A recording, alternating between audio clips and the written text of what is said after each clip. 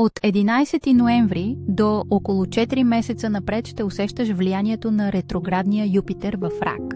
Този период ще донесе време за вътрешен размисъл и преосмисляне на личните ти убеждения и емоционална сигурност, тъй като Юпитер символизира растежа, а Ракът – дума и чувствата. Може да се появят ситуации, които те връщат към стари семейни теми или въпроси, свързани с принадлежност и грижа. Възможно е да се почувстваш по-затворен или да изпиташ нужда да преразгледаш границите си. Използвай този период, за да се вслушаш в интуицията си и да обърнеш внимание на вътрешния си свят. Препоръчително е да избягваш важни нови начинания, а вместо това да довършиш започнатите проекти и да се съсредоточиш върху личното си развитие. Този ретрограден период ще насърчи по-дълбоко разбиране на себе си и нуждите ти.